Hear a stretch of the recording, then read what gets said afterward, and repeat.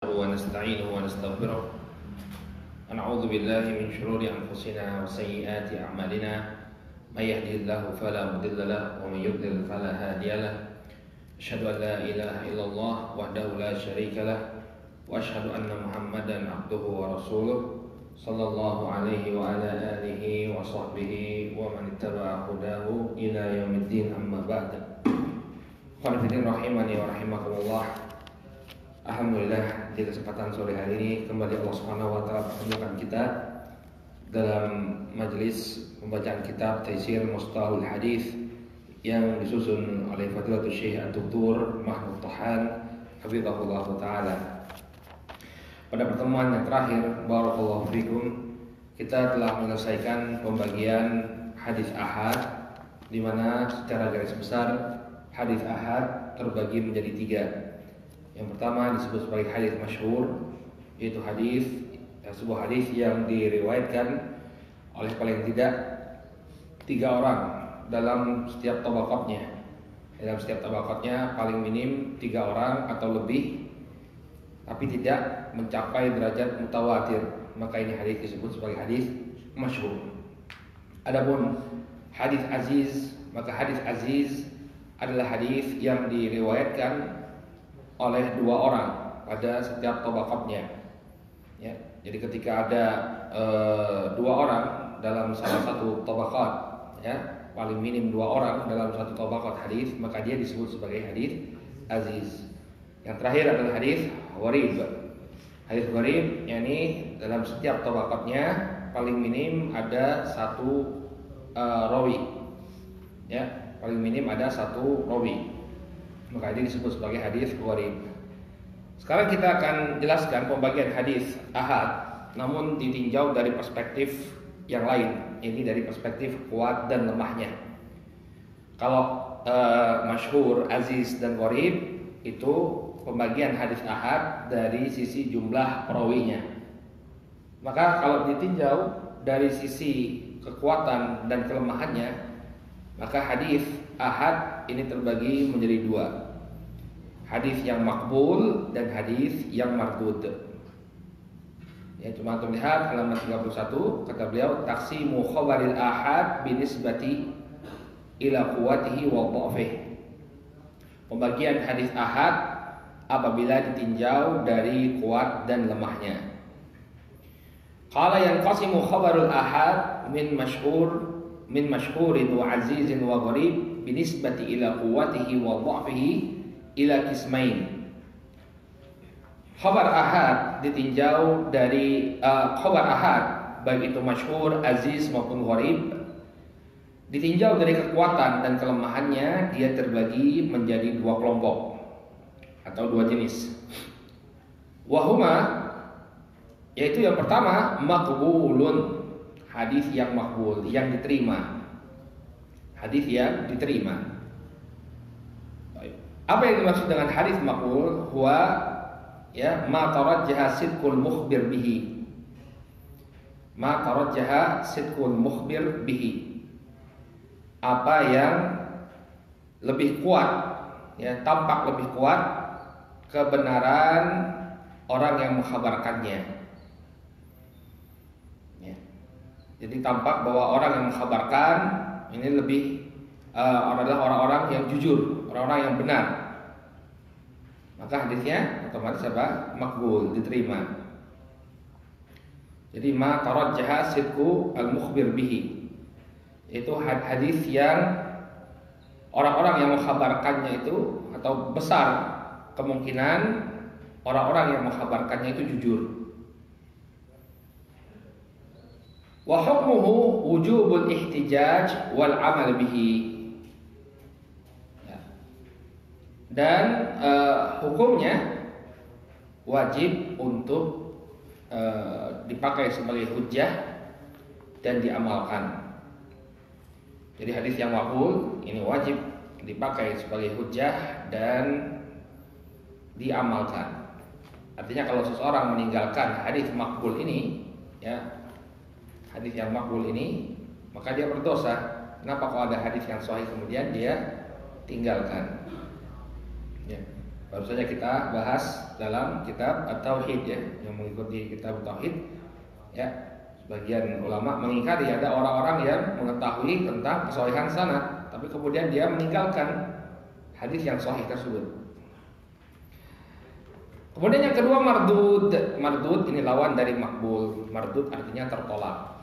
Makbul artinya diterima. Ya, mardud artinya tertolak. Wa ma lam yatarajjah sidqul mukhbir bihi. Ya. Apa yang tidak teranggap kuat kebenaran yang mengkhabarkannya, orang yang mengkhabarkan. Ya, tidak kuat orang yang mengkhabarkannya. Bisa jadi karena dia lemah hafalannya atau dia dituduh pendusta sehingga tidak kuat, menyebabkan hadisnya mardud, tertolak. Qala wa hukmuhu annahu la yuhtaju bihi wa la yajibul amalu bihi. Maka hadis mardud ini tidak dijadikan sebagai hujjah dan tidak wajib untuk mengamalkannya. Baik, ini pembagian hadis ahad dari sisi kekuatan dan kelemahannya. Ya, ada yang disebut sebagai hadis makbul, ini hadis yang diterima. Kemudian ada yang disebut sebagai hadis mardud. Baik, nanti hadis makbul ini terbagi lagi menjadi sahih dan hasan. Nanti sahih terbagi lagi menjadi sahih lidatihi dengan sahih li ghairihi. Hasan demikian juga. Hasan lidatihi dengan hasan li ghairihi. Adapun hadis yang mardud ini banyak sekali.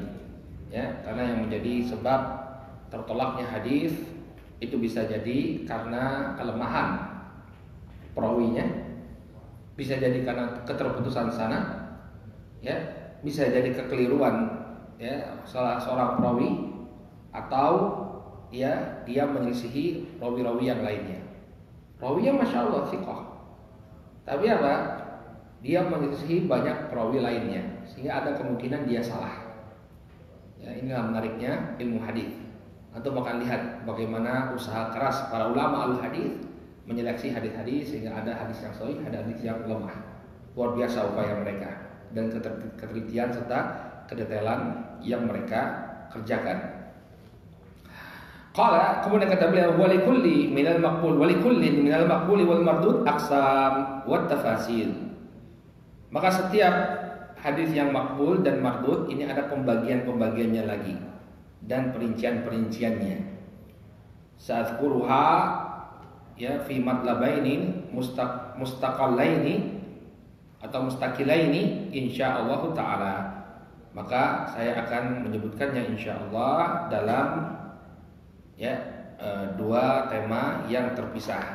Jadi ada yang makbul, ada yang mardud. Al-matlabul awal, sebagaimana yang beliau sampaikan, beliau akan bahas yang pertama ya al-khabarul makbul, tentang khabar yang makbul.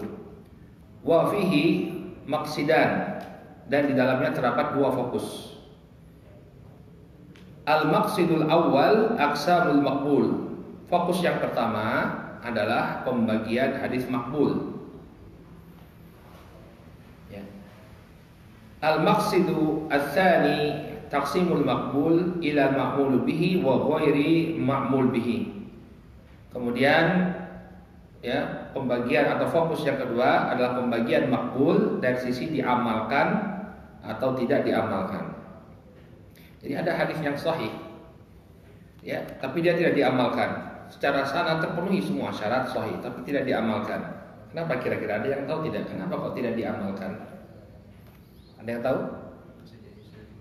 Sudah dimansuh. Ahsan dah, barakallahu fiik.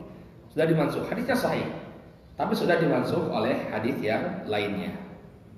Ya, makanya ucapan para ulama itu bukan artinya mutlak ya, seperti ucapannya Imam Syafi'i rahimahullahu taala, "Idza shahha al-hadits fa hadza madhhabi." Apabila hadis itu sahih, maka itu adalah madhabku. Lihat dulu ya. Maksud sahih di sini adalah sahih untuk diamalkan. Karena ada hadis yang secara sanad dia sahih, tapi tidak diamalkan. Kenapa? Karena sudah dimansuh. Paham kamu? Baik. Sekarang dia masuk ke dalam fokus yang pertama, al-maqsidul awal. aqsamul maqbul, pembagian hadis maqbul. Qala yuqassimul khabarul maqbul binisbati ila tafawuti maratibihi ila qismaini ra'isaini huma sahihun wa hasanun. Maka khabar yang maqbul dilihat dari kekuatan tafawutil maratibihi, yakni derajat kekuatan kesahihannya terbagi menjadi dua qismaini ra'isain, dua kelompok utama. Yang pertama sahihun, yang kedua hasanun. Jadi kalau kita buat gambarnya, pertama hadis makbul, kemudian bercabang sahih, hasan.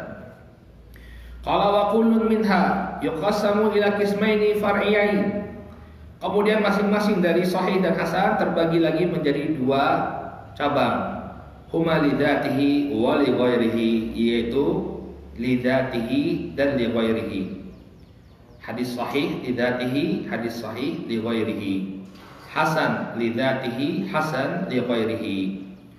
Hadis sahih lidzatihi memang ya dari zatnya hadis tersebut dia adalah sebuah hadis yang sahih, terpenuhi syarat sahih padanya. Adapun sahih li ghairihi itu asalnya adalah hadis hasan. Namun kemudian diriwayatkan dari jalan yang berbeda sehingga dia naik derajatnya menjadi hadis sahih li ghairihi. Kemudian hasan juga demikian. Hasan yakni hadis yang sebenarnya dia hadis yang sahih tapi kekuatannya berbeda dengan hadis yang sahih. Misalnya dari sisi kekuatan perawi hadis. Misalnya rawi hadis sahih ya, dia diberikan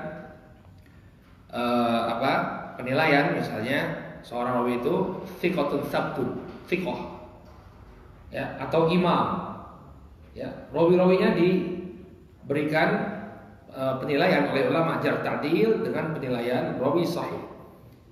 Nah di sana ada rawi yang hasan, misalnya saduq, jujur, tapi mungkin tidak memiliki hafalan sekuat yang berlevel thiqatun sabtun dan yang semisalnya. Ya, maka inilah ada perbedaan antara hadis yang sahih dan hadis yang hasan. Nah, kalau hadis yang hasan ini berkumpul, ya dikumpulkan dari banyak jalan, dia bisa naik menjadi sahih, namanya sahih li ghairihi. Kemudian ada hadis hasan, ya yang lebih rendah derajatnya daripada hadis sahih. Ada hasan li dzatihi, ada hasan li ghairihi. Adapun hasan li ghairihi ini asal muasalnya adalah hadis dhaif, yang kemudian ya diriwayatkan dari banyak jalan sehingga terangkat derajatnya menjadi hadis hasan. Nah, inilah letaknya para ulama, ijtihadnya para ulama. Antum akan banyak mendapati khilaf dalam permasalahan fikih karena permasalahan ini.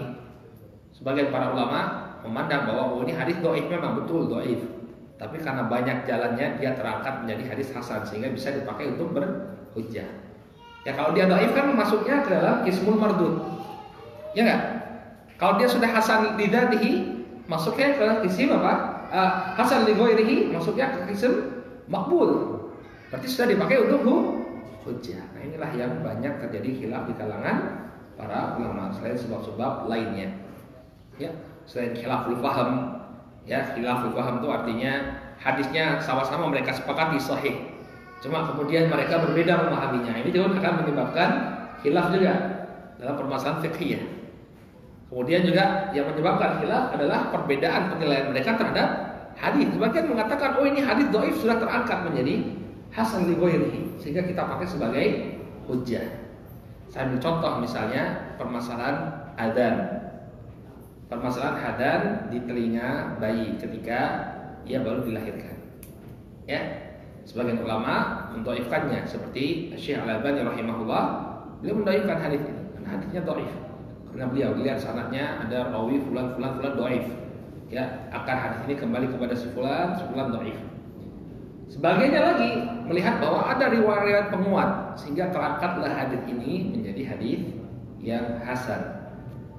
Ya, inilah mengapa ada sebagian mengatakan bahwa yang adzan itu tidak disyariatkan di telinga bayi. Sebagian mengatakan disyariatkan, seperti Al-Imam An-Nawawi dan Al-Imam Al-Qayyim ya mereka berdua menghasankan hadis tersebut sehingga mengatakan disyariatkan untuk mengadani ya telinga bayi ketika dia baru saja dilahirkan. Nah, paham ya? Ini fungsi kita belajar ilmu alat. Jadi tahu di mana letak perbedaan para ulama. Jadi kalau misalnya kita membaca rincian ini karena khilaf ini disebabkan karena ini kita paham. Nah, disitulah kita kemudian berlapang dada. Makanya orang yang semakin luas ilmunya, maka semakin sedikit pengingkarannya terhadap permasalahan khilaf karena dia tahu. Ya, saya masalah qunut subuh ya. Kita tahu yang ma'ruf dari mazhabnya Syafi'i adalah qunut subuh disyariatkan. Ya, kalau orang dia baru ngaji, waduh qunut subuh apa katanya bid'ah, hadisnya dhaif. Ya, tapi kalau yang sudah belajar, dia paham bahwa ini ada khilaf. Sebagian ulama mengatakan hadisnya sahih. Ya, sebagian lagi mengatakan dhaif. Maka orang-orang yang sudah belajar dia akan lebih bertoleransi dengan permasalahan seperti ini.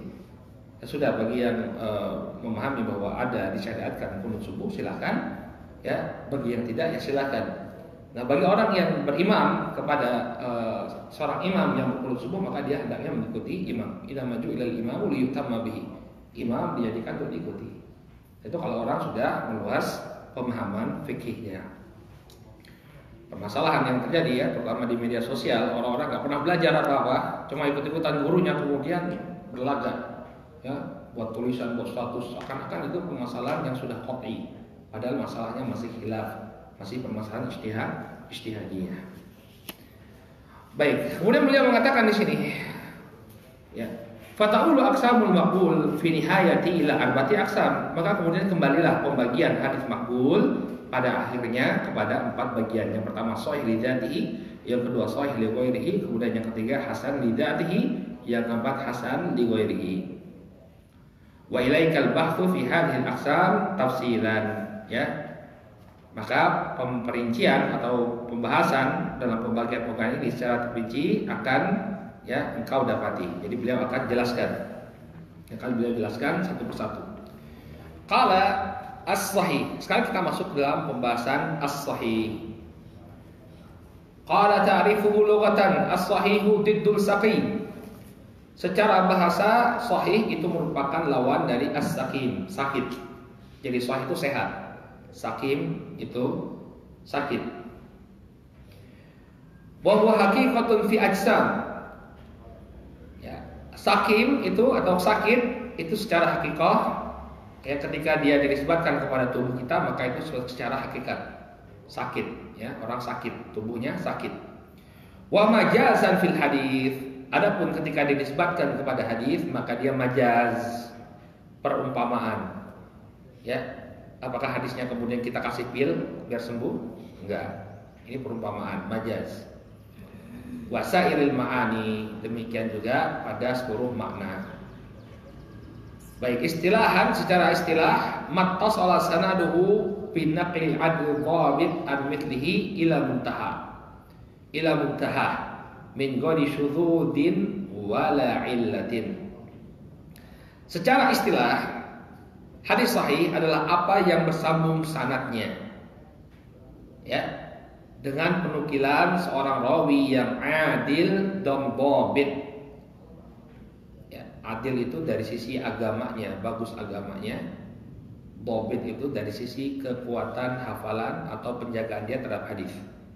Karena dhabit itu terbagi menjadi 2, ya, dhabit shadar dan dhabit al-kitab. Dhabit as-sadr dengan dhabit al-kitab. Terkadang rawi ada yang kuat hafalannya, dia tidak perlu menulis. Ya, begitu mendengar langsung hafal. Ini namanya dhabit as-sadr. Nah, ada yang dia kurang kuat hafalannya, tapi dia menulis, dia tulis hadisnya dan dia jaga kitabnya dari perubahan. Maka ini juga diterima hadisnya. Dhabitnya disebut sebagai dhabtul kitab. Al-mithlihi ila muntaha. Dia meriwayatkan hadis tersebut dari orang yang sama seperti dia, artinya sama-sama adil dan juga sama-sama dhabit. Min ghairi syudud, tanpa ada keganjilan, syadz. Syadz itu adalah perbedaan, ya, mukhalafatil maqbul liman huwa aula minhu. Syadz itu adalah penyelisihan seorang rawi yang makbul dari rawi-rawi lain yang lebih kuat, baik itu dari sisi jumlah maupun dari sisi kedhabatan. Misalnya, ambil contoh hadis menggerak-gerakkan jari, ya. Itu hadis yang meriwayatkan ketika melakukan tasyahud, ya, diriwayatkan dari jalannya Zaidah bin Qudamah. Dia meriwayatkan bahwa Nabi menggerak-gerakkan, ya, menggerak-gerakkan jari. Adapun rawi yang lainnya juga meriwayatkan kaifiyat tasyahud Nabi SAW, yang meriwayatkan bagaimana tasyahudnya Nabi SAW. Tidak ada yang mengatakan bahwa Nabi menggerak-gerakkan. Berarti dia syadz. Artinya apa? Ada yang ganjil. Kalau memang Nabi itu menggerak-gerakkan, tentunya yang lain juga ikut meriwayatkan. Tapi kok cuma dia yang meriwayatkan? Berarti ada yang ganjil di sini. Nah, itu syaratnya hadis sahih, tidak ada keganjilan. Tidak ada keganjilan. Ya. Kemudian wala illah. Mana tadi kata beliau? Sujud minggu wala illah, dan juga tidak ada illah. Ya. Illah yang dimaksud adalah suatu kesalahan, ya, yang terjadi baik dalam matan atau salah hadis. Nanti kita akan jelaskan secara detail. Hanya saya beri gambaran saja. Ya, misalnya ada dalam sebuah riwayat hadis yang diriwayatkan oleh Imam An-Nasa'i, ya, disebutkan bahwa Nabi SAW mengatakan, man adraka raka'atan min sholatil jum'ah faqad adraka shalah. Barang siapa yang mendapati satu rakaat dari rakaat salat Jumat, maka dia telah mendapati satu rakaat. Nah, di sini ada sebuah illah. Kok tiba-tiba muncul kata Jumat di sana? Padahal hadisnya ini kan yang ma'ruf bahwa dia berbicara tentang seluruh salat. Kapan seseorang itu dikatakan dia mendapatkan sholat jamaah? Kalau dia mendapatkan satu rakaat. Maka di sini lafaz Jumat diteliti oleh para ulama, oh ternyata ini merupakan tambahan. Ada penyakitnya, hadisnya tidak sahih. Kenapa? Karena lafaz Jumat di sini adalah tambahan. Itu namanya illah. Ada penyakitnya hadis tersebut. Dan banyak lagi. Nanti ada dibahas hadis mu'allal, hadis-hadis yang memiliki illah. Bahkan Syekh Masyayikhina, guru dari guru-guru kami, yang Syekh Muqbil bin Hadi rahimahullah ta'ala, beliau menulis satu kitab khusus mengumpulkan hadis-hadis yang seperti ini, hadis-hadis yang berpenyakit. Judulnya Ahadits Mu'allah Zahiruha As-Sihhah. Hadis-hadis yang berpenyakit yang secara zahir kelihatan hadisnya sahih. Ya. Itu kebanyakannya harus banyak membaca, ya. Sekian banyak referensi yang harus dia baca. Oh, ternyata ada pembicaraan di kalangan para ulama tentang hadis ini. Kalau yang orang biasa kalau melihat hadisnya diteliti, oh syaratnya sahih, oh ucapannya nggak ada yang ganjil. Tapi ternyata ada ulama yang berbicara, ya, hadis ini mu'al, berpenyakit. Ya, seperti lagi yang disini dibawakan oleh para ulama, hadis larangan berpuasa pada hari Sabtu. Ya, sering muncul misalnya hari Arafahnya hari Sabtu, ya, apakah kita berpuasa atau tidak? Jadi pembicaraan di kalangan para ulama. Ya, para ulama menyebutkan bahwa hadisnya, kalau saya tidak salah Imam Tirmidzi, kalau bukan Abu Dawud, Imam Tirmidzi mengatakan hadisnya mu'al, hadisnya itu berpenyakit sehingga tidak sahih. Baik, intinya ada pembahasan seperti itu dalam ilmu hadis. Sekarang beliau akan jelaskan dengan lebih terperinci definisi dari hadis sahih tadi. Ya, kata beliau definisi hadis sahih apa tadi? Mattasala sanaduhu binaqli 'adl dhabit an mithlihi ila muntaha min ghairi syudud wala illah. Ini definisi hadis yang sahih. Qala syarh ta'rif. Penjelasan tentang definisi. Ishtamala at-ta'rif as-sabiq ala umurin yajibu, ya, tawafuruha hatta yakuna al-haditsu sahihan. Maka definisi, ya, definisi yang disebutkan oleh beliau mencakup, definisi sebelumnya mencakup perkara-perkara yang wajib untuk dipenuhi, wajib untuk terpenuhi sampai sebuah hadis itu dianggap sebagai hadis yang sahih. Artinya beliau mendefinisikan hadis sahih itu dengan syarat-syaratnya. Kadang-kadang para ulama mendefinisikan sesuatu dengan syaratnya. Kalau terpenuhi ini, maka dia masuk ke dalam definisi tadi. Kalau tidak terpenuhi, maka dia tidak masuk ke dalam definisi tersebut. Maka definisi yang disebutkan di sini adalah definisi yang menyebutkan syarat-syarat yang harus dipenuhi ketika sebuah hadis ingin dikatakan sebagai hadis yang sahih. Wa hadhihi umur hiya, maka perkara-perkara tersebut, yakni syarat-syaratnya, yang pertama adalah ittisalus sanad. Ini antum tolong perhatikan betul ya, syarat hadis yang sahih, karena semua penilaian hadis sahih itu berakar kepada definisi ini, kepada 5 syarat ini. Ya, kepada 5 syarat ini. 5 syarat inilah yang akan jadi parameter hadis tersebut sahih atau tidak.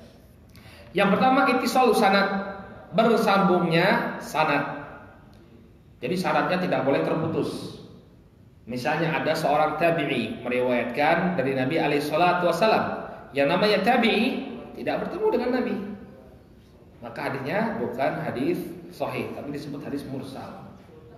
Apa yang diriwayatkan dari tabi'i ya kepada Nabi, dari Nabi alaihi salatu wasallam, mereka tidak bertemu dengan Nabi, maka di dalamnya terdapat keterputusan.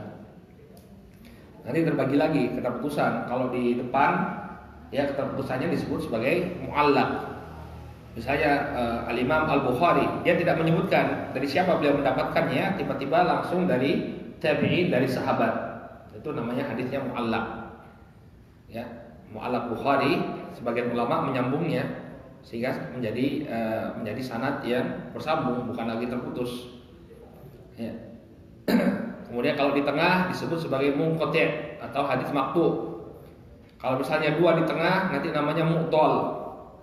Ya, kalau kemudian di akhir itu namanya mursal. Nah, banyak jenisnya. Intinya syarat yang harus terpenuhi dari hadis sahih adalah ittisalus sanad. Sanadnya harus bersambung. Apa makna sanad harus bersambung? Wa ma'nahu anna kulla rawin min ruwatihi qad akhadahu mubasharatan amman fawqahu min awwalis sanadi ila muntaha. Makna bersambungnya sanad adalah setiap rawi ya dari rawi-rawi hadis tersebut telah mengambil hadis tadi secara langsung dari orang yang di atasnya, dari awal sanad sampai akhir sanad. Ya. Misalnya contoh kemarin hadis kita sebutkan Al-Imam Al-Bukhari mengambil hadis dari siapa kemarin?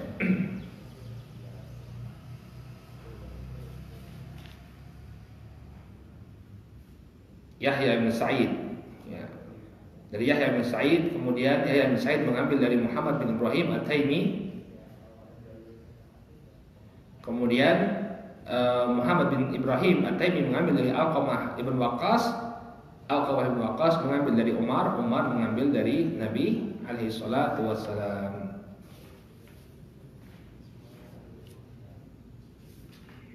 Baik. Jadi masing-masing rawi mengambil dari orang yang setelahnya, orang yang sebelumnya, terus sampai ya berakhirnya sanad, sampai berakhirnya sanad. Ini namanya ittisalus sanad. Kemudian yang kedua, syarat dari kesahihan hadis adalah adalatul ruwah. Selain sanadnya harus bersambung, ya rawi-rawinya harus adil. Apa maksud rawi yang adil? Ai anna kulla rawin min ruwatihi ya ittasafa biqaunihi musliman balighan aqilan ghairu fasikin wa ghairu mahrumil muru'ah. Seorang rawi yang dimaksud dengan adalatul ruwah bahwa setiap rawi dari rawi-rawi hadis tersebut disifati dengan sifat pertama dia muslim. Berarti kalau ada rawi yang kafir, terima enggak hadisnya? Enggak diterima. Kemudian balighon, ketika dia menyampaikan hadisnya itu dia sudah baligh. Ketika dia menyampaikan hadisnya, bukan ketika dia mendapatkan hadisnya. Karena ada sebagian para sahabat itu yang meninggal dunia dalam keadaan yang Nabi SAW meninggal dunia dalam keadaan mereka masih kecil. Ya. Tapi mereka ketika menyampaikan hadis mereka sudah dewasa. Yang dimaksudkan dengan balighun di sini adalah ketika mereka mengada itu artinya menyampaikan hadis. Kemudian akilan, berakal, bukan orang yang gila atau terganggu akalnya. Kemudian ghairal fasiqin, bukan orang yang fasik. Fasik artinya yang melakukan fa'ilul kabair, yang melakukan dosa besar, yang terjerumus pada dosa besar. Atau seseorang yang al-masiru fi shaghair, seorang yang terus-menerus melakukan dosa kecil. Jadi yang dimaksud dengan fasik di sini seorang pelaku dosa besar atau orang yang terus-menerus melakukan dosa kecil. Jadi tidak terima hadisnya. Ini namanya hadis Nabi, bukan sembarangan khabar. Sehingga orang yang membawa hadis tersebut adalah orang yang selamat dari kefasikan.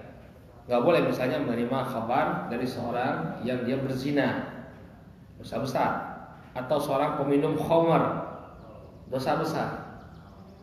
Ya.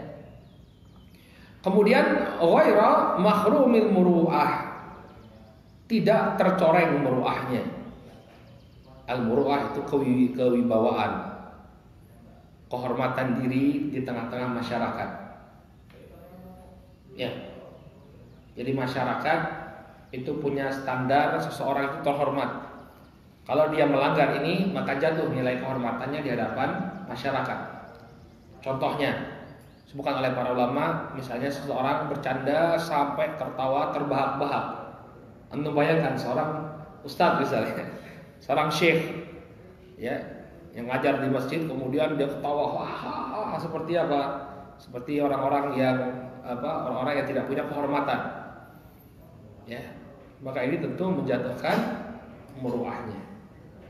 Ya, misalnya dia bercanda, ya, maksudnya bercanda dengan suatu hal yang tidak pantas, maka ini merupakan pelanggaran atau perkara yang mencoret muruahnya, kewibawaan dia di hadapan masyarakat. Seorang rawi yang adil, hendaknya dia menjaga kehormatan dirinya. Makanya di sebagian dikisahkan oleh para ulama, ada rawi-rawi itu yang tidak mau mengambil hadis dari seorang perawi. Dia seorang yang masya Allah ya, kuat, agamanya baik, kemudian hafalannya juga kuat. Hanya saja dia pernah bercanda dengan keledai. Jadi dia membohongi seekor keledai, mau dikasih sesuatu, kemudian nggak dikasih sama dia. Maka sudah nggak ditinggalkan hadisnya.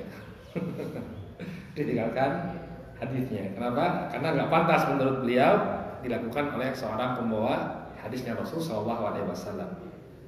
Al-muhim, dan nanti kita dalam mempelajari ilmu jarh ta'dil, ada ulama yang mutasyaddidun, yang mereka sangat keras sekali, ketat sekali syaratnya menerima hadis. Sehingga satu kesalahan sedikit saja sudah tidak diterima hadisnya. Ada yang mutasahilun, sebaliknya ada yang bermudah-mudah, ini udah parah sekali, tetap diterima hadisnya. Nah, nanti yang menjadi hakim adalah ya orang-orang yang mutawasitun, yang di tengah-tengah, nggak terlalu ketat, tapi tidak juga terlalu longgar. Nah, ini nanti ilmunya, pelajarannya kita dapati dalam pelajaran jarh wa ta'dil. Kemudian yang ketiga, doktor ruwah. Syarat dari hadis sahih adalah doktor ruwah, kedobetan seorang perawi. Apa maksudnya? Ai anna kulla rawin min ruwatihi kana tamadab. Bahwa setiap perawi dari hadis sahih, ya, dari para perawinya, dia memiliki dobat yang sempurna. Dobat ini maksudnya penjagaan dia terhadap hadis, baik dari sisi hafalan maupun dari sisi penulisan. Mereka kata beliau di sini, imma dabtu sadrin wa imma dabtu kitab. Baik itu penjagaannya dengan hafalan atau dengan penulisan. Dengan hafalan artinya dia memiliki hafalan yang sangat kuat.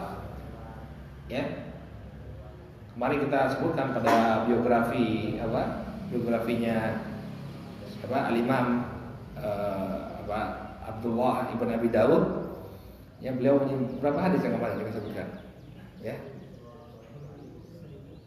Lebih ya, ribuan hadis beliau sampaikan. Kemudian dia dikritik 7 hadis, setelah dicek lagi ternyata cuma salah 5 hadis. Berapa? Ribuan hadis kalau saya tidak salah. Ya, beliau menyampaikan 35.000 hadis kalau tidak salah ya. 35.000 hadis, kemudian yang dikritik cuma 7. Kemudian beliau cek lagi, yang kritik ini 7 ternyata 5 benar, cuma 2 salahnya dari sekian ribu hadis, menunjukkan kekuatan hafalan beliau. Demikian juga Imam Al-Bukhari rahimahullah, ketika beliau memasuki kota Baghdad, ya, beliau dipertemukan dengan 10 orang ulama hadis yang membacakan sanad dan matan hadis dengan dibolak-balik. Ya, dibolak-balik. Jadi totalnya 100 hadis. Ternyata Imam Bukhari ya mampu menghafal apa yang mereka sampaikan dan mampu mengembalikannya kepada riwayat yang benar, menunjukkan kekuatan hafalan beliau. Ya, jadi nggak pegang HP waktu itu ya. Ternyata orang udah dulu ya, googling dulu ya. Kalau beliau udah semuanya dari hafalan. Baik. Qala rahimahullah, qala hafizahullah taala. Sekarang yang keempat, ada musyudzud. Ya. Hadisnya tidak syadz. Apa artinya? Alla yakuna haditsu syadan. Hadisnya tidak syadz, wa syudzud wa mukhalafatu thiqah liman huwa awthaq minhu. Ya, yang disebut sebagai syadz atau syudzud adalah penyelisihan seorang rawi yang thiqah terhadap yang lebih utama darinya. Ya, lebih utama darinya, baik dari sisi jumlah, satu rawi menyelisihi 10 rawi misalnya, atau dari sisi kekuatan hafalan. Ya, ada rawi yang dia selisih adalah imam misalnya, dia cuma thiqah, rawi thiqah, tapi yang dia selisih adalah orang yang derajatnya imam. Ini lebih utama dari dia, lebih kuat hafalannya, maka ya hadisnya itu adalah hadis yang syadz.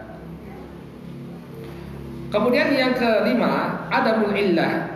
Hadis tersebut tidak memiliki illah. Apa maknanya? Ai alla yakuna al-haditsu ma'lulan. Hadisnya tidak berpenyakit. Wal illatu sababun ghamidun khafiyyun yuqdahu fi sihhatil hadits. Ma'a anna zahira as-salamatu minhu. Baik. Hadis yang mu'al adalah hadis atau illah adalah sebab ghamid. Ghamid itu rumit. Makanya harus banyak menelaah baru tahu hadis itu syadz. Karena dia bukan sesimpel yang tampak, rumit dia. Khafi dan tersembunyi. Yaqdahu fi sihhatil hadis, yang dia mencatati kesahihan hadis. Ma'a anna zahira salamatu minhu. Ya, dalam keadaan secara zahir hadisnya itu selamat dari cacat tadi. Ya, seperti hadis yang tadi kita sebutkan. Rakaatan min salatil jum'ah faqad adraka as-shalah. Barang siapa yang mendapati 1 rakaat dari rakaat salat Jumat, maka dia telah mendapati salat Jumat. Mendapati salat. Ini kan sahih. Ada masalah apa dengan hadisnya? Ternyata apa? Tambahan Jumat ini adalah tambahan yang lemah. Ya. Ini hadisnya hadis yang mu'al. Maka dibutuhkan penelaahan yang luar biasa, yang super luas untuk mengetahui hadis itu mu'al atau tidak. Qala syurutuhu, kata beliau, kemudian syaratnya, ya, yatabayyanu min syarh ta'rif anna syurut as-sahih allati yajibu tawafuruha hatta yakuna hadis sahihan khamsatun. Maka jelaslah dari penjelasan definisi tadi bahwa syarat hadis itu sahih, ya, ini apabila jadi wajib baginya terpenuhi, yang wajib terpenuhi baginya sampai dia dikatakan sebagai hadis sahih itu ada 5. Yang pertama, ittisalus sanad, ya, bersambungnya sanad. Yang kedua, adalatur ruwah, ya, keadilan para perawinya. Kemudian yang ketiga, dhabtur ruwah, kedhabatan perawinya, ya, kredibilitas perawinya. Kemudian adamul illah, tidak berillah, tidak berpenyakit. Baru kemudian yang terakhir ada musyudzud, tidak syadz. Fa idza ikhtalla syartun wahidun min hadhihi syurut al-khamsah fala yusamma al-hadits hina idzin sahihan. Kalau dia tidak terpenuhi salah satu saja dari syarat-syarat ini, dari syarat 5 syarat ini, fala yusamma al-hadits hina idzin sahihan. Ya, maka hadisnya tidaklah disebut sebagai hadis yang sahih. Misalnya, ittisalus sanad tidak terpenuhi, ya, hadisnya terputus, maka dia bukan hadis yang sahih. Ya. Atau ya, rawinya adalah seorang rawi yang fasik, adalahnya tidak terpenuhi. Salah satu saja, maka hadisnya keluar dari hadis sahih, bukan lagi disebut sebagai hadis sahih. Baik. Qala misaluhu ma akhrajal Bukhari min sahihi atau ma akhrajal Bukhari fi sahihi. Qala haddatsana Abdullah bin Yusuf qala akhbarana Malik an Ibn Shihab an Muhammad bin Jubair bin Mut'im an abihi. Disebutkan oleh Imam Al-Bukhari. Antum sudah pernah lihat Sahih Bukhari belum? Coba lihat di maktabah, cari di perpustakaan Sahih Al-Bukhari, lihat. Jadi di dalam Sahih Al-Bukhari itu Imam Al-Bukhari membawakan hadis tidak langsung dari sahabat, tapi dari guru beliau. Guru beliau melewatkan dari gurunya, gurunya melewatkan dari gurunya, gurunya melewatkan dari atba'ut tabi'in, atba'ut tabi'in meriwayatkan dari tabi'in, tabi'in meriwayatkan dari sahabi, sahabi dari Nabi alaihi salatu wassalam. Ya. Maka diriwayatkan oleh Imam Al-Bukhari dalam sahihnya, qala haddatsana Abdullah bin Yusuf. Abdullah bin Yusuf ini gurunya Al-Bukhari. Qala akhbarana Malik, ya, menghabarkan kepada kami Malik, ini Imam Malik bin Anas, an Ibn Shihab, dari Ibnu Shihab, Muhammad bin Shihab Az-Zuhri, an Muhammad bin Jubair bin Mut'im, dari Muhammad bin Jubair bin Mut'im, ini tabi'i, putra sahabat Abdullah, putra dari sahabat Jubair bin Mut'im. Ya. An abihi, dari bapaknya. Bapaknya siapa berarti? Jubair bin Mut'im, sahabi. Jubair bin Mut'im sahabi. Qala sami'tu Rasulullah sallallahu alaihi wasallam qara'a fil maghrib bitur. Aku mendengar Nabi alaihi salatu wasallam, Rasul sallallahu alaihi wasallam pada salat maghrib beliau membaca surat At-Tur. Qala fa hadzal hadits sahih. Maka hadis ini adalah hadis yang sahih. Ya. Kita bongkar sekarang, ya. Tadi syaratnya ada 5. Ya. Beliau jelaskan fa'adal hadis sahih li'anna. Ya, terpenuhi padanya syarat. Yang pertama, sanaduhu muttasilun. Yang pertama, sanadnya bersambung. Iz anna kulla rawin min ruwatihi sami'ahu min syekhihi. Di mana setiap rawi dari rawi-rawi hadis ini mendengar hadis dari gurunya. Ya, dari gurunya. Wa amma an anatu Malikin wa Ibn Shihab wa Ibn Jubair fa mahmulatun 'ala ittisal li'annahum ghairu mudallis. Adapun periwayatan an-ana itu barakallahu fikum, periwayatan dengan menggunakan an. Coba lihat sanadnya, ya. Kalau dari Bukhari, haddatsana Abdullah bin Yusuf qala akhbarana Malik an, ya, ini namanya an-anah. Ketika seorang rawi meriwayatkan dari gurunya dengan lafaz an, itu namanya an-anah.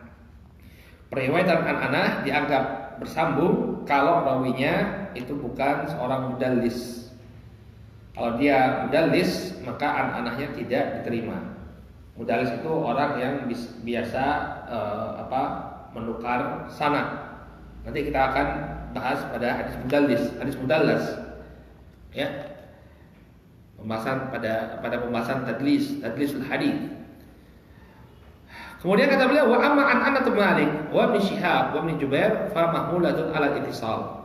Maka periwayatan dengan an yang dilakukan oleh Imam Malik, demikian juga oleh Ibn Shihab dan Ibn Jubair, maka dibawa kepada al-ittisal, kepada periwayatan yang bersambung. Kenapa? Li'annahum ghairu mudallisin, karena mereka ini bukan rawi-rawi yang mudallis. Ya, terlihat bahwa semuanya mendengar hadis atau mengambil hadis dari orang yang di atasnya. Berarti syaratnya tersambung, terpenuhi syarat yang pertama. Kemudian syarat yang kedua dan ketiga, ya, adlun dhabit, ya, bahwa rawinya adalah rawi yang adil dan rawi yang dhabit. Wa li'anna ruwatuhu udulun dhabitun. Ya, rawi-rawi yang disebutkan dalam sanad ini semuanya adalah rawi yang adil dan dhabit. Wa hadhihi awsafuhum inda ulama'il jarh wa ta'dil. Dan berikut ini adalah sifat-sifat mereka menurut para ulama jarh ta'dil. Ulama jarh ta'dil adalah ulama yang menghukumi seorang rawi apakah periwayatannya itu layak diterima atau tidak.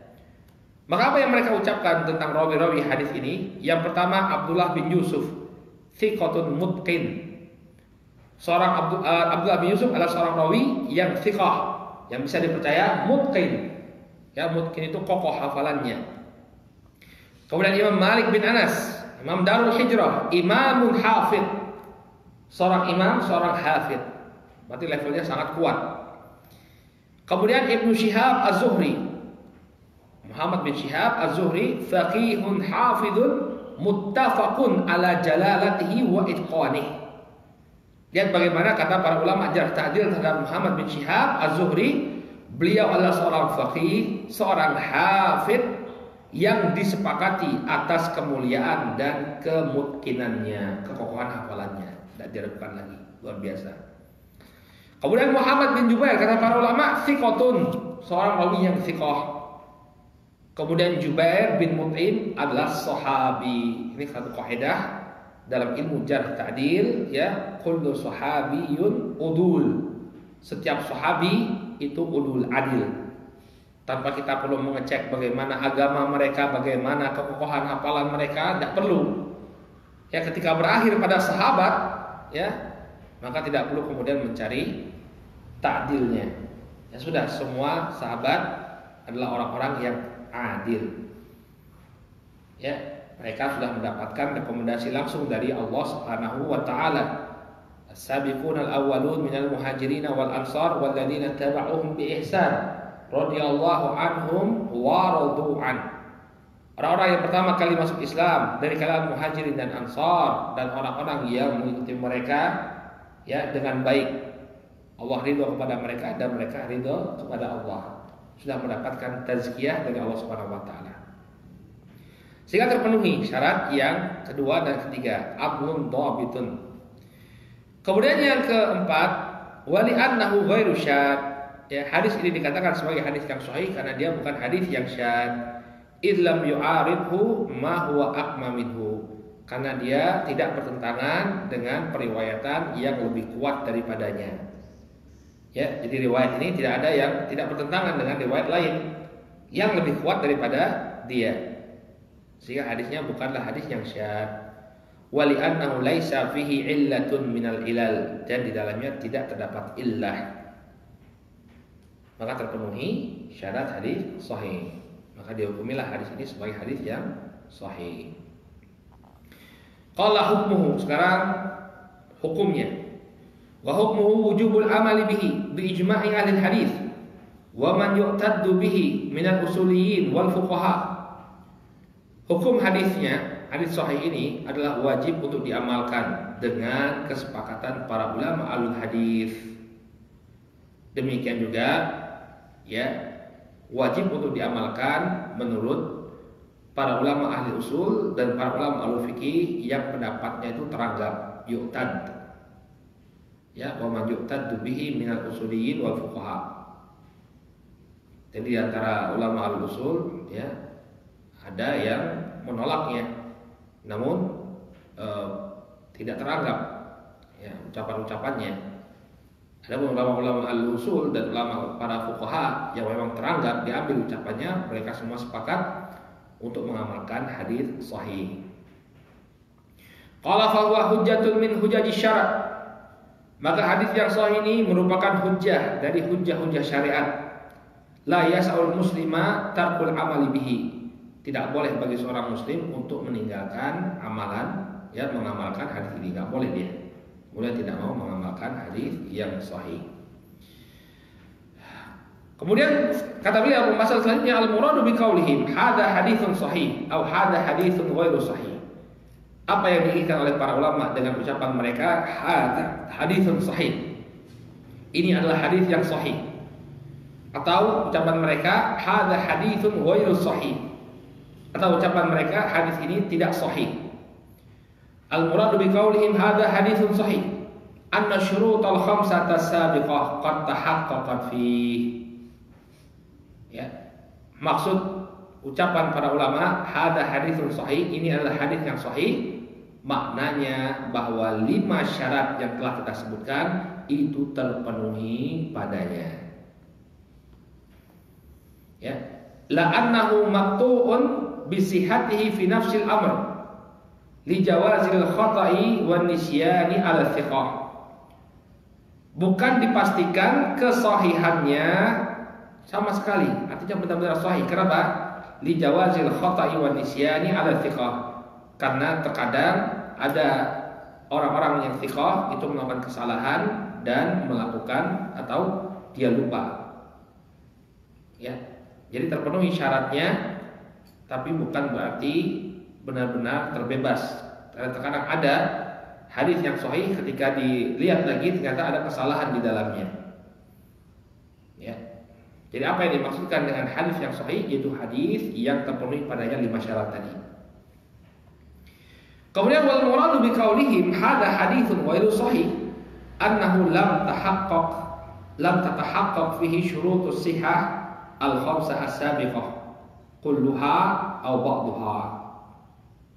Kemudian ucapan para ulama, hadis ini bukanlah hadis yang sahih. Apa artinya? Artinya tidak terrealisasikan syarat-syarat hadis sahih yang 5, baik secara keseluruhan atau sebagiannya.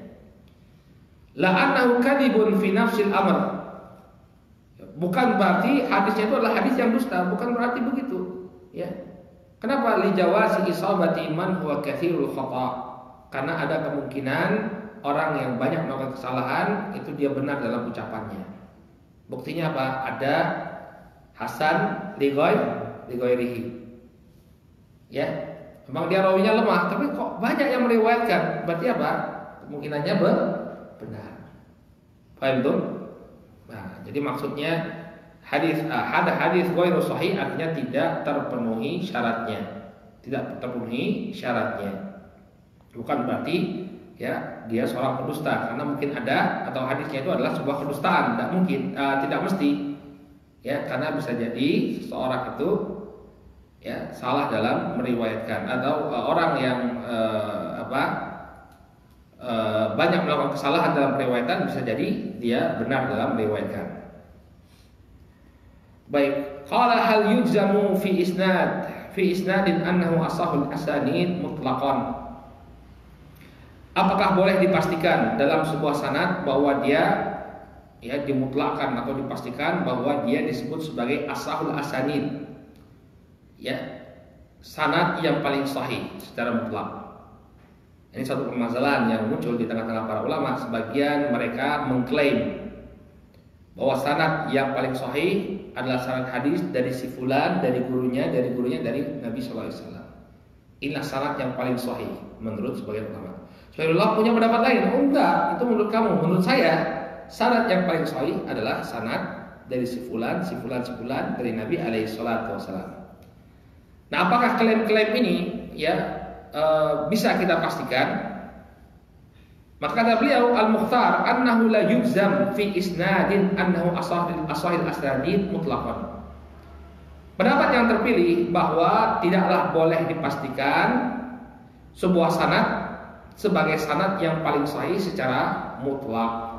Nah, jadi kalau ada ulama yang klaim inilah hadis ya sanad yang paling sahih, maka klaimnya ini tidak bisa atau tidak teranggap secara mutlak. Kenapa? Li'anna tafawuta maratibis sihah mabniyun ala ya tamakkunil isnadi min syurutis sihah. Karena perbedaan tingkatan kesahihan ini dibangun dari seberapa besar pencapaian syarat kesahihan. Artinya ketika syarat kesahihan ini berada di puncaknya, maka dia menjadi apa? Menjadi paling sahih. Tapi kalau misalnya seperti tadi rawinya, misalnya rawinya imam semua, ini nggak ada ya yang rawinya imam semua ya. Misalnya imam semua, atau ada tapi jarang sekali imam semua, maka ini paling kuat deh. Tapi misalnya mulai berkurang di antara rawinya, dia bukan imam tapi cuma levelnya thiqah, ya maka berkurang lagi kesahihan, tingkat kesahihan hadisnya. Maka kata beliau di anak tafawul maratibus sihah mabniyun ala tamakkunil isnad min syurutis sihah. Ya, perbedaan tingkatan kesohihan ini sangat tergantung dengan seberapa besar pencapaian syarat kesohihan tersebut. Wa yandru tahaqququ a'la darajati fi jami'i syurut as-sihhah. Dan jarang sekali derajat tertinggi itu terpenuhi pada seluruh syarat kesohihan. Ya, misalnya tadi ya kita katakan, misalnya rawinya dari awal sampai akhir imam semua. Ya, si fulan imam, fulan imam, fulan imam, imam sampai kepada sahabi, sampai kepada Nabi alaihi salatu wasallam. Maka yang demikian jarang sekali. Ya, sehingga klaim sebagian orang yang menunjukkan bahwa oh ini adalah sanad yang paling sahih, ini debatable. Artinya diperdebatkan. Fal aula al imsaku anil hukmi li isnadin bi annahu asahil isnad asanid mutlaqan. Maka yang lebih utama adalah kita tidak menghukumi sebuah sanad sebagai sanad yang paling sahih secara mutlak. Artinya nggak ada lagi sanad yang lebih sahih daripada sanad ini. Ya, jadi ini pendapat yang dikuatkan oleh beliau. Tidak boleh seseorang itu mengklaim bahwa inilah sanad yang paling sahih. Ya.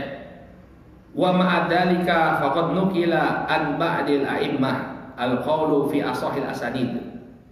Ya, walaupun ini pendapat yang lebih kuat, telah dinukilkan dari sebagian para ulama pendapat mereka tentang adanya sanad-sanad yang paling sahih. Wa zahiru anna kulla imamin rajjaha ma qawiya indah. Dan yang zahir bahwa setiap imam mereka memperkuat, ya, menguatkan sebuah sanad yang rajjaha, yang qawiyya indah, yang menurut mereka paling kuat. Jadi karena itu sanad yang dia miliki, maka itulah yang dia kuatkan. Dia tidak melihat sanad lain yang ada pada ulama yang lainnya. Ini juga salah satu sebab mengapa klaim asahul asanid ini tidaklah secara mutlak. Oke, itu boleh kata simpulan ini sanadnya yang paling sahih. Itu menurut dia, tapi menurut yang lain ada lagi syarat yang lebih sahih. Qala wa min tilkal aqwal anna asahhaha az-Zuhri an Salim an abihi. Ya. Ruwiya dzalika an Ishaq bin Ruhawayh wa Ahmad. Nah, menurut al-Imam Ishaq bin Ruhawayh, ya, Ruhawayh itu bisa dibaca dua, ya, Rohuyah atau Rohawayh. Kalau di sini Rohuyah. Kebanyakan ulama al-hadis membacanya Rohuyah. Kenapa? Karena Wayhim itu nama syaitan atau nama iblis. Ya, sehingga mereka tidak suka untuk menyebutkannya. Mereka maka memanggilnya dengan Ishaq Rohuyah. Karena kalau disebut Ishaq bin Rohawayh, Wayh itu nama iblis. Ya, mereka nggak suka disebut nama iblis sehingga dipanggil dengan Ishaq bin Rohuyah. Wa Ahmad, demikian juga Imam Ahmad. Mereka berpendapat bahwa yang paling sahih, sanad yang paling sahih adalah dari Az-Zuhri, dari Salim, dari bapaknya. Salim di sini maksudnya adalah Salim bin Abdullah ibn Umar. Abdullah ibn Umar. Jadi menurut Ishaq dan Ahmad, sanad yang paling sahih itu kalau melalui jalan Imam Zuhri dari Salim bin Abdullah dari bapaknya Abdullah bin Umar. Qala yang kedua Ibnu Sirin wa Abidah al-Aslami an Ali. Pendapat yang kedua mengatakan bahwa sanad hadis yang paling sahih adalah sanad yang diriwayatkan dari Muhammad bin Sirin dari Abidah al-Aslami dari Ali. Qala ruwiya dzalika an Ibnu al-Madini wal Fallas. Yang demikian diriwayatkan dari Ali ibn al-Madini dan juga al-Fallas. Ali ibn al-Madini ini sahibnya Imam Ahmad, seangkatan dengan al-Imam Ahmad. Ya, Ali al-Madini dan juga al-Fallas mengatakan bahwa sanad yang paling sahih itu kalau melalui Ibnu Sirin dari Abidah al-Aslami dari Ali bin Abi Thalib. Kemudian yang ketiga, pendapat yang ketiga mengatakan bahwa asahul hasani, sanad yang paling sahih adalah, ya, sanad yang melalui Al-A'mash dari Ibrahim, dari Alqamah, dari Abdullah, ya, kalau disebutkan Abdullah secara mutlak itu maksudnya adalah Abdullah ibnu Mas'ud. Ya. Nanti kalau antum baca Sahih Al-Bukhari, terkadang dia disebut Abdullah an Abdillah. Ya. Nah, kalau disebutkan secara mutlak, maka maknanya adalah Abdullah bin Mas'ud. Namun perlu diperhatikan, ya kalau rawinya itu adalah rawi Ahlul Makkah, maka Abdullah yang dimaksud adalah Abdullah ibn Abbas. Ya, Abdullah ibn Abbas. Karena Abdullah ibn Abbas ini beliau menyampaikan hadis, banyak menyampaikan hadis di Makkah. Ya. Kalau misalnya an Abdillah, kemudian yang meriwayatkan hadis itu dari Ahlul Madinah, maka Abdullah yang dimaksud siapa? Abdullah bin Umar. Ya, Abdullah ibn Umar. Baik. Al-Abadillah itu ada berapa?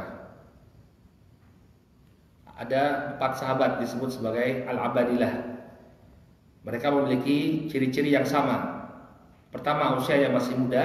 Kemudian yang kedua, mereka adalah sahabi ibnu sahabi, sahabat putra sahabat. Kemudian yang ketiga dikenal dengan keilmuannya. 3 cirinya sama, 3 kemiripan.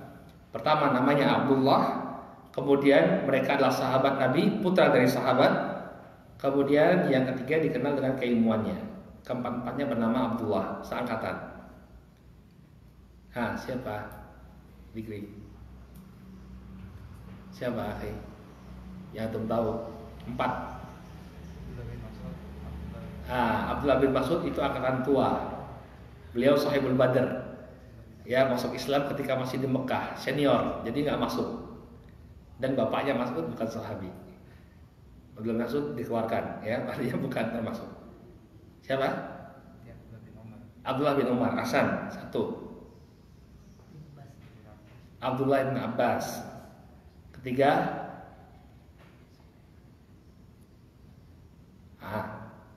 Abdullah bin Zubair. Abdullah bin Zubair. Rabi' Abdullah ibn Amr ibn As. Abdullah ibn Amr ibn As. Ini adalah Al-Abadillah. Ini kaidah, ya. Misalnya antum baca literasi fikih, ya qalahu Al-Abadillah. Ya, jangan kemudian seperti sebagai penerjemah diterjemahkan. Ini adalah pendapatnya, ya, Abadillah. Abadillah maksudnya nama orang. Abadillah itu artinya 4 orang Abdullah ini. Ya. Maka menurut Ibnu Ma'in, Yahya Ibnu Ma'in, ini juga seangkatan dengan Imam Ahmad. Beliau berpendapat bahwa sanad yang paling sahih itu adalah sanadnya Al-A'mash dari Ibrahim At-Taimi. Kemudian, ya, Ibrahim At-Taimi dari Alqamah bin Waqqas dari Abdullah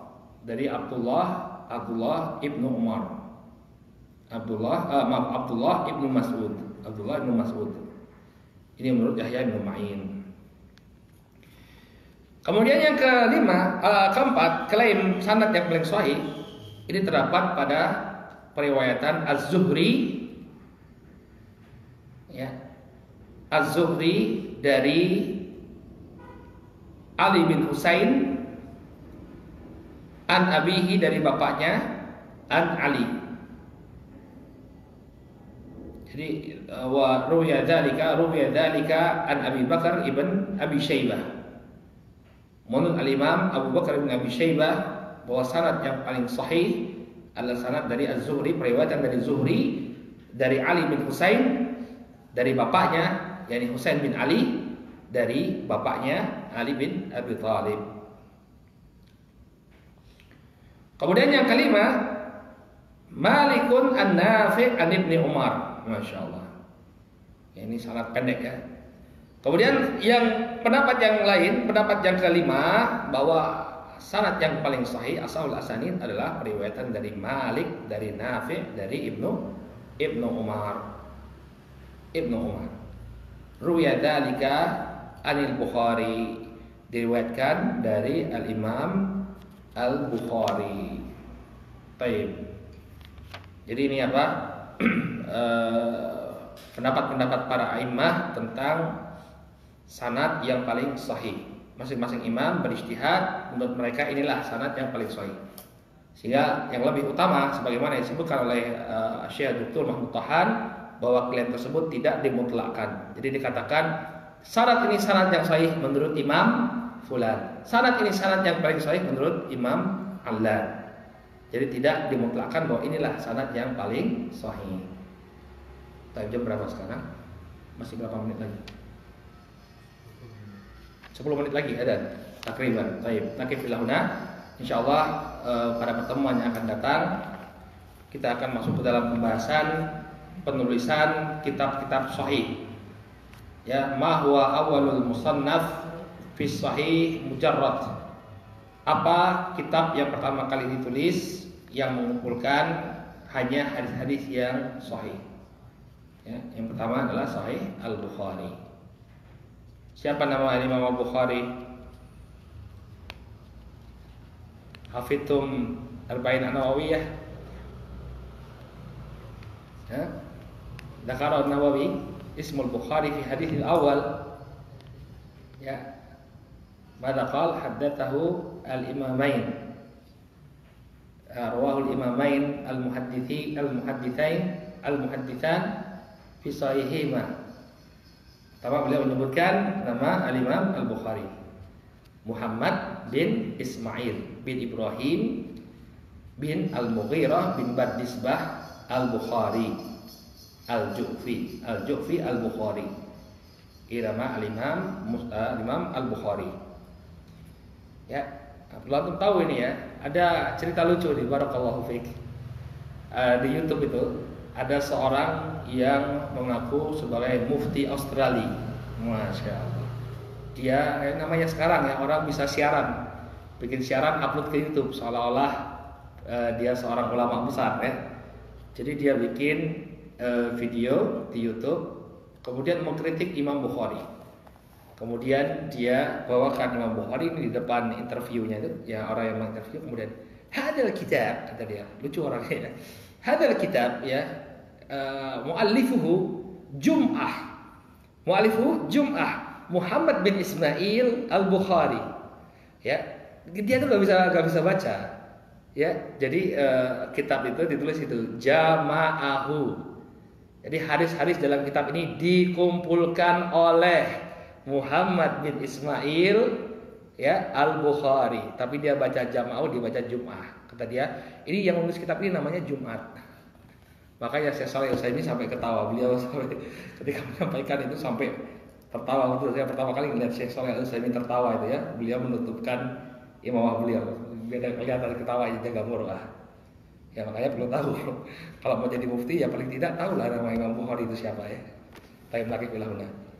Ya, insyaallah besok kita bahas tentang Sahih Al-Bukhari dan kitab-kitab awal yang ditulis dalam hadis sahih insyaallah. Baik ya, mudah-mudahan antum bisa istiqomah ya. Ini masyaallah. Anak sendiri senang kalau baca mustalah itu ya. Baca mustalah. Kenapa? Karena banyak kita lewati nama-nama para ulama hadis. Baik, nakif lahuna subhanakallahumma wa bihamdika asyhadu an la ilaha illa anta astaghfiruka wa atubu ilaik. Assalamualaikum warahmatullahi wabarakatuh.